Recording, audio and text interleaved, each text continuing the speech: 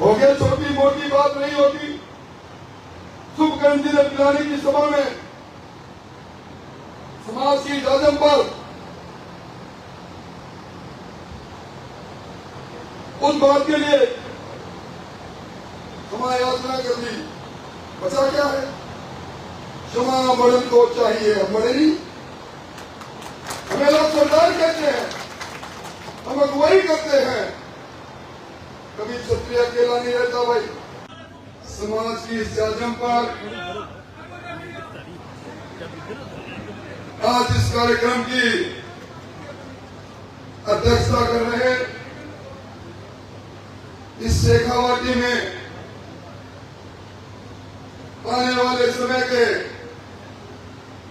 चमकते हुए सितारे, जिनके मजबूत कंधों पर मेरे जैसे कई लोगों का बड़ा भरोसा है, ऐसे आपके लोकलाडले विधायक भाई विक्रम जाखल साहब हमारे समाज में भामाशाह की भूमिका में वर्षों से कमजोर वंचितों का सहारा बनने वाले मेरे मित्र सम्मान्य मेघनाथ जी, जयपुर से पधारे आशु सिंह जी, मंच पर विराजे इस धुंधली दिन में भारतीय जनता पार्टी की अगुवाई कर चुके राजीव सिंह जी, सम्मान्य अंगदेव जी, विजेंद्र जी, रतन सिंह जी, फतेह सिंह जी, पृथ्वी सिंह जी, रसूल सिंह जी, बगड़ के चेयरमैन गोविंद सिंह जी और मेरे सामने विराजित एक निर्णय लेने के लिए इस लोकतांत्रिक महायुग में अपने मत की आहुति के साथ इस देश में देश को दुनिया का सिरमौर बनाने के लिए राष्ट्रभक्ति और देश के सम्मान के लिए छोटी मोटी बात को भूलकर जहां दूर दराज पूरे जिले से पधारे मेरे समाज के अग्रदूतों, कम संख्या में उपस्थित शक्ति सुबह माताओं भाइयों, धन्यवाद देना चाहूंगा, आभार व्यक्त करना चाहूंगा विक्रम जी आपका और आपकी पूरी टीम का। कैसे समय में जब खेत में काम है, लावणी का काम है, चुनाव की सरगर्मी है, कई लोग हमारी जगह को, जिस जगह पर और जिस पार्टी में हम अपनी पहचान बनाए हुए अपने गांव, अपने मोहल्ले में हैं, उसको छुटाने का षड्यंत्र रच रहे हैं। उसके बाद भी इतनी बड़ी संख्या में आपका आना निश्चित तौर पर यह दिखा रहा है यह समाज सजग भी है, यह समाज समय काल परिस्थितियों के अनुसार निर्णय लेने की क्षमता भी रखता है। किसी ने सही कहा है, कलयुग में सबसे बड़ी शक्ति संघ में है, संघे शक्ति कलयुगी। ये बात भी सही है। एक जमाना था राजतंत्र में राजनीति के लिए तलवार उठानी पड़ती थी, भाला उठाना पड़ता था, सर कटाना पड़ता था। युग बदला, लोकतंत्र आ गया, मत की पेटी से राजा निकलने लगा, सर कटाने की जरूरत नहीं, आज की सभा की मात्र तरह सर गिनाने की जरूरत है। भाइयों में शेखावाटी की हद स्थल झुंझुनू के धरा पर खड़ा हूं,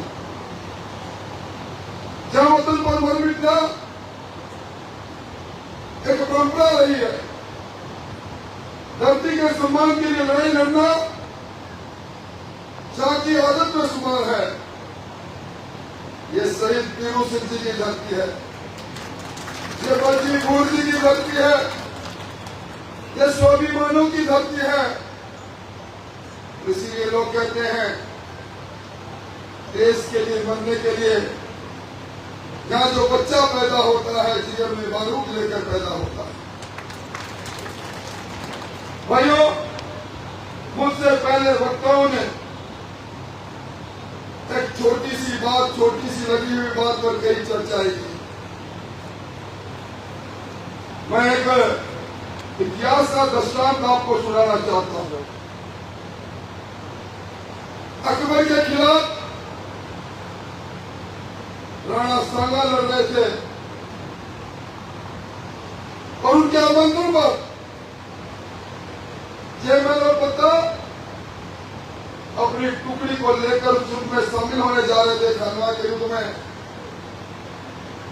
रास्ते में मल्लू भील जो उस समय धाड़ेती थे, डकैती करते थे, उन्होंने उन दोनों भाइयों को रोका। उनकी सेना पीछे थी कई किलोमीटर। दोनों भाइयों ने देखा, जब रोका है, ललकारा है, स्वाभिमान की बात है। तब जयमल जी ने पत्ता जी को कहा कि मरना तो है,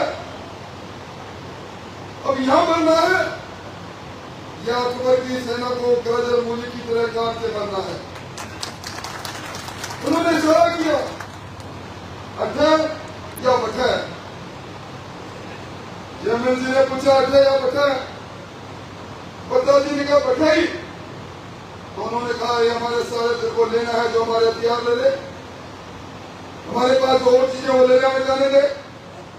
मल्लू भील ने सोचा, जिनके चेहरे पर तेज पड़ रहा है, बहादुर दिखते हैं, इतनी आसानी से अपने हथियार को सौंप रहे हैं। उन्होंने कहा, मैं आपके सारे हथियार को उठा दूंगा, मुझे बताओ माजरा क्या है। जयमल जी ने कहा, तेरे से तो हम कभी भी नहीं पड़ते, तू तो है क्या?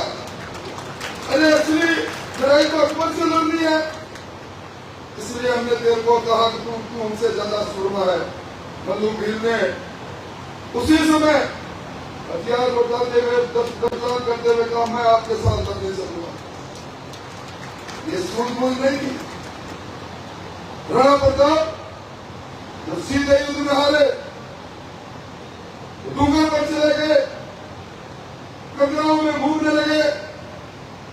कुंजा वीर को कहा, तुम्हारी सेना को इकट्ठा करो, भीलों को संतुलित करो।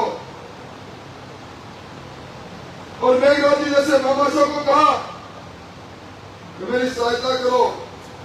तो छापामार युद्ध करके आखिरी हल्दी घाटी के युद्ध में उन्होंने उस मुगलिया सल्तनत को पछाड़ने का काम।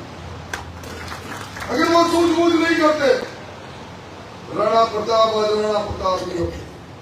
ये बात मैं इसलिए कह रहा हूं, मुझे याद है, मैं बरसों से याद रहा हूं, जब कभी भी कोई पूछता है किसी भी चुनाव में क्षत्रिय राजपूत, तो हठात से पास से खड़ा आदमी पूरी मार के कह देता है कि बीजेपी में है, क्या बात करेगा। और अभी रहे भी जनसंघ के समय में और जनसंघ से पहले जब राजतंत्र गया, हमारे सेरेमोनियल हेड जो हुआ करते थे, राजमाता गायत्री जी से लेकर तत्कालीन जोधपुर महाराजा दशरथ सिंह जी से लेकर स्वतंत्र पार्टी बनी, हम लोग उनके पीछे जाकर खड़े। राम राज्य पार्टी बनी, पीछे जाकर खड़े हो गए। जनसंघ में भैरव सिंह जी आए, हम पीछे जाकर खड़े हो गए। जनता पार्टी, भारतीय जनता पार्टी, हमने इस पार्टी को पोसने का काम किया। इसकी जड़ों में वोट रूपी शीतल जल डालने का काम किया। बदले में इस पार्टी ने हमें हमारे समय सम्मान देने से कोई कसर नहीं रखी।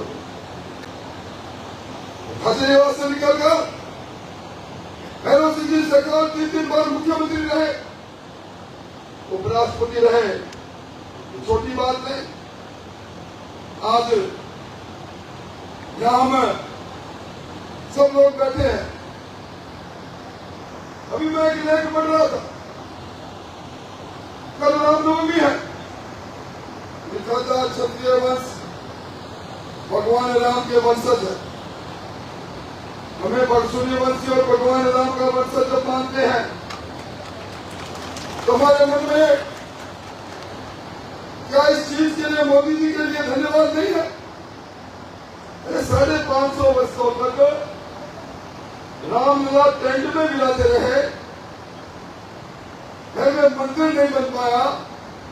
हम जिनको मानते हैं, आज मोदी जी ने अयोध्या में उनको मंदिर में मिलाता है। ये पहली रामनवमी होगी जब भगवान राम अपने घर में है और हम सब लोग कल इस समय रामनवमी में कहीं न कहीं भगवान राम की जय जयकार करते हुए हम क्यों दूर। या जब मेरी नजर आपके चेहरे पर पड़ती है तो मैं देखता हूं देश की सीमा पर जिन्होंने अपनी जवानी दी, जिन्होंने इस देश में इस धरती के सम्मान के लिए सीने पर गोलियां चली, फौजी भी यहां बैठे हैं। कितने वर्षों से वन रैंक वन पेंशन की बात चलती रही, किसने वन रैंक वन पेंशन की बात को पूरा किया? 96,000 करोड़ रुपए देश के सैनिकों की सेवा में वन रैंक वन पेंशन में अगर किसी ने खर्च किए तो मोदी जी ने किया। इसीलिए लोग कहते हैं हम सपने नहीं हकीकत बुनते हैं, इसीलिए सब मोदी को चुनते हैं। इसलिए भाइयों, और इस विशेष तौर पर डबल इंजन की सरकार की बात यहाँ अभी आपके विधायक महोदय कर रहे थे। डबल इंजन की सरकार हमने साझा किया उस सरकार से, 5.5 साल तक सरकार चलेगी। क्या हमें इतने गैर जिम्मेदार है, इतने नासमझ हैं कि हम अब उस सरकार से नाता तोड़ेंगे? क्या आपके मन में इस उभरते हुए नवलगढ़ के विधायक, क्या इस विक्रम जाखड़ के प्रति आपके मन में मोह नहीं है? हो गया, छोटी मोटी बात नहीं होती। शुभ कंजी पिलाने की सभा में समाज की जाजम पर उस बात के लिए क्षमा याचना कर दी। बचा क्या है? क्षमा मरण को चाहिए, मरनी। हमें लोग सरदार कहते हैं, हम अगुवाई करते हैं। कभी क्षत्रिय अकेला नहीं रहता भाई, किसी झोपड़ी में बैठा होगा, कोई न कोई 3 आदमी 2 आदमी उसकी तरफ देख रहे होंगे। इसलिए मैं निवेदन करने आया हूं, देश के मान सम्मान का चुनाव है। देश पर अभिमान करने का हमें मौका मिले। विश्व गुरु बने हमारा देश, मोदी जी का चुनाव है। वतन के लिए हमने जान दी है, धरा के लिए कुर्बानी हमने दी है। छोटी माँ की बातें भूले। आपको सौगंध इस माटी की, इस माटी को आपके पूर्वजों ने अपने रक्त से सींचा। क्या जरूरत थी राणा प्रताप को मुगलिया सल्तनत से लड़ने की? वो भी दास्ता स्वीकार कर लेते, शिवाजी भी दास्ता स्वीकार कर लेते। उन्होंने धरती के लिए अपने विभव को छोड़ा। क्या उसी धरती के सम्मान के लिए मोदी जी बढ़ा रहे आज के युग में, हम छोटी सी बात को भूल नहीं सकते। क्या एक समाज इस लोकतंत्र में अकेला कुछ कर पाएगा? लोग हमें षड्यंत्र करके अलग करना चाहते हैं, हमारी मूल पार्टी से अलग करना चाहते हैं। समझदारी इसी में है, चुप कर दिया है, तुम्हें खुले मन से करना चाहिए। सुखचंद जी, अब ना कोई बात है ना कोई चीज है, अब कोई चीज में हम आपके साथ हैं। हमें करोड़वा देना होगा, अगर शाबाशी लेनी होगी तो आपके पास तो आएंगे। जब ये लोकतंत्र का युग समाप्त हो जाएगा, अब कमल का फूल हमारी जान है, मोदी जी हमारी शान है, हमारी जान और शान के लिए हम आज के बाद मोदी जी पड़ गए। धन्यवाद।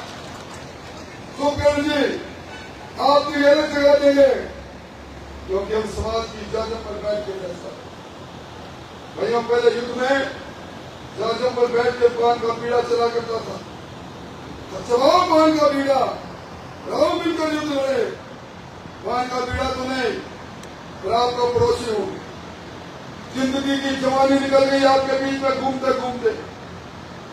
आपसे निवेदन करने आया हूं, चोली फंसा के आपसे भिक्षा मांग रहा हूं, आपके त्याग की, आपके गुस्से की। मुझे कुछ नहीं चाहिए।